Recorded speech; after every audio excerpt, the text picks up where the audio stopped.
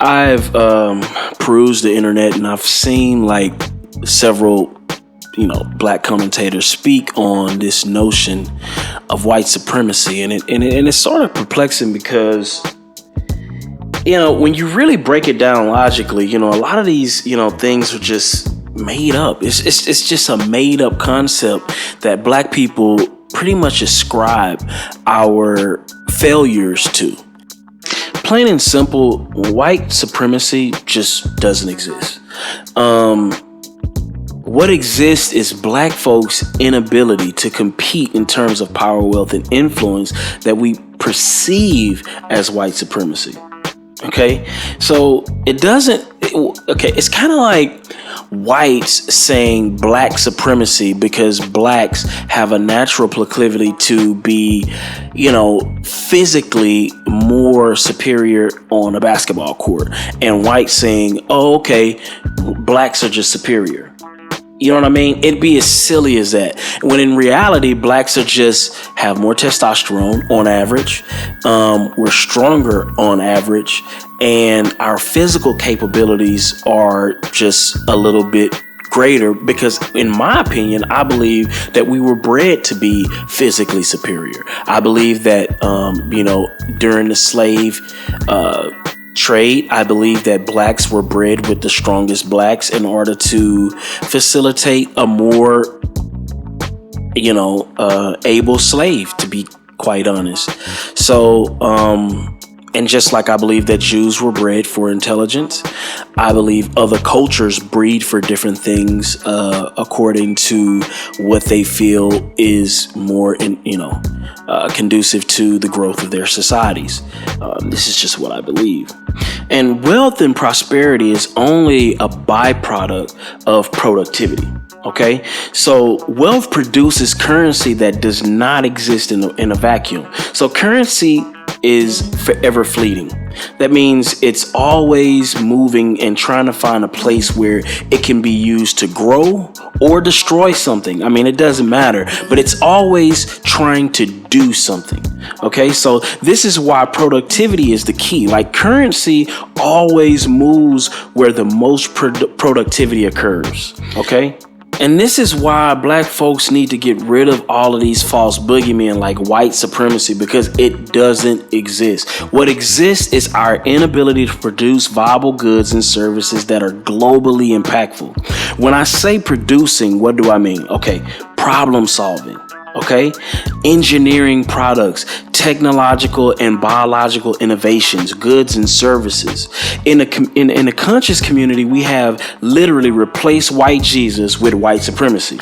I mean, if you look at the ways in which we speak as if it's all knowing, all seeing, all doing, all controlling, as if it's our new God, like literally. I mean, this is just deification on a new level. That's all it is. I mean, we've taken the old religious side of blacks and just converted it over to white supremacy, and that's become our new God, literally. I mean, it's like what we need to be focused on is raising our children, in a way that they can be the most productive of any other group. That's what we need to be focused on. I mean, this is our only true recourse. I mean, when you really think about it. I mean, for all the people who will want to engage in these esoteric debates, listen, you don't need white supremacy for some groups to be more productive than others. Why? Because some just produce at higher rates than others. On average, I mean, you have whites, Asians, even Nigerians, and many other groups have safer, more productive neighborhoods. This is just a fact. You don't need white supremacy for the out of wedlock birth rate in the black community. You don't need white supremacy for the epidemic level STD rates. You don't need white supremacy for the insane gun violence that's happening in Chicago. You don't need white supremacy for these things. These things will happen whether you put those same black people on an island with no other people, no white people, no Asian people. These problems will still exist. Why? Because white supremacy did not create them, and white supremacy is not going to perpetuate them. Black people perpetuate them.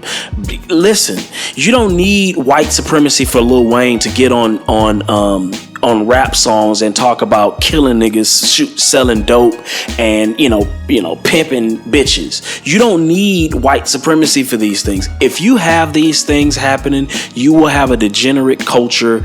It's almost guaranteed. And this is the reason why, and that's why I get so frustrated every time I hear things like white supremacy, because white supremacy, on one hand, it just deifies white people as if they're, we are in essence, like, we are deifying them and making them our new God, and we are subjugating ourselves by, relinquishing ourselves to some inferior position automatically, because you can't say white supremacy and not say black inferiority, because they kind of operate by proxy to each other. So if I'm saying white supremacy, I'm also saying black inferiority by proxy. It's just the way that it works.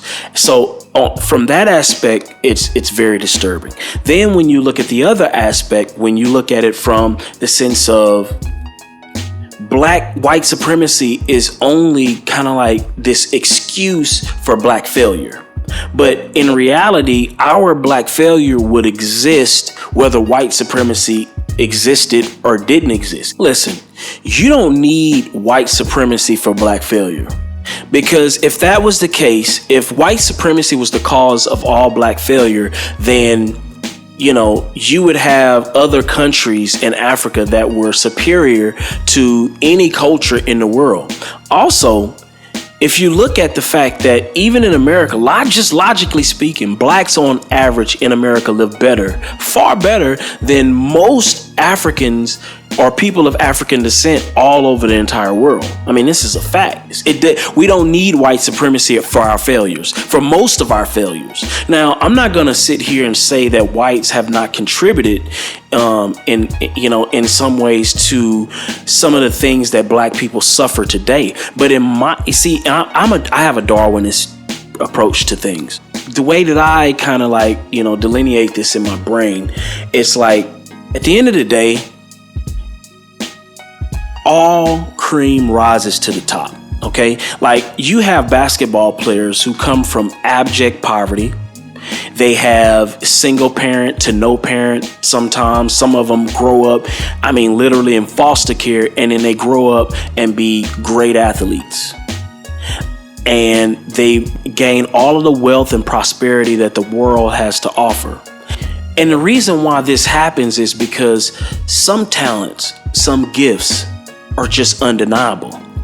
And blacks have to understand this concept, because listen, if you're gonna be great, it's gonna be shown somewhere in the world. Like, if it was whites holding blacks down, then you would see socio-political stability all over black areas where whites have never touched. Like, you'd go to Africa and you'd see African countries that operate like London or Sweden or America. You'd see this, and you would see this without any white influence at all.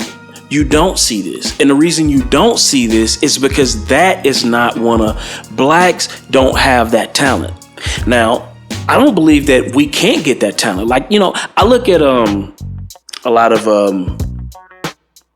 cover songs, and I look at how many whites do black songs, and they've gotten really good. And a lot of them, you can't, if you were to just close your eyes and you were to listen, you literally would not be able to tell if that person that's singing that song is white or black, because they've gotten so good at mimicking black sound. And even just the minute articulations that blacks do, and see, from a person who understands that kind of stuff and listens for those details like I do, I can hear those different dynamic variations in the way that we articulate our voices differently from the way that even white artists do. But they've even picked up those different vernaculars that blacks use to create certain sounds vocally. If you listen musically, like with the guitars and the different keyboard parts, they've even gotten that stuff down. And I've also seen blacks who've picked up white, things that whites are able to do, and we're able to do it just as well as well. I just think that blacks are we have more of a, like, our culture, you have to look at my other video on regressive cultural adaptation, because our culture rejects certain progress that blacks make. So because we have this regressive cultural adaptation, we don't adapt those things that whites do well at a rate that we need to. We need to literally be trying to copy some of the things that they do great, just like they copy the things that we do great. Just like Asians, if you go to Japan, I mean, when Japan was they were an isolated country for years, and they were backwards in a lot of their ways. Even despite them being like intellectually advanced, they were so backwards because they were so isolated from the rest of the world that a lot of the things that they did kind of just operated within a vacuum, and they only did things that benefited their culture on a exclusive kind of level. But when they began to venture out into the world and see that other things were happening in the world, they saw that, hey, wait a minute, we're backwards. Like, these people are doing this, these people are doing that. We need to get out here and see what's going on in the world, learn and adopt these different things. Like, they brought trains over to Japan from America, and these people were literally in awe. So what Japan did was, which was very smart, even after they were bombed by Hiroshima, they literally adopted almost every single technology that America had, and they got it. They learned it. They studied it. They broke it all apart. They learned it, and then they reproduced it. Now, in the early phases, a lot of these products were very inferior to American products, but as they progressed, they got better and better and better. And now you have, companies like Nikon. You have other companies that are producing, material that is better than America. And I say that to say this: cultural borrowing is not only a thing that advances the human species. It's necessary for survival. It is definitely necessary for survival. And that's why when blacks get into this calling blacks coons for adopting certain things in white culture that is successful, it is very counterproductive and counterintuitive to the things that we need to be doing to advance not only as a race of people, but even the human species as a whole. Like, it's almost like the people who are not adopting these different cultural borrowing techniques, you're not only subjugating yourself to a permanent underclass, but you're also like pulling the whole human species down as well. So that's the reason why when I hear this white supremacy, it really, really perplexes me, because it's like, wait a minute, you are literally trying to figure out a way to assuage yourself of all of your failures by, creating this false boogeyman that relinquishes you of any accountability.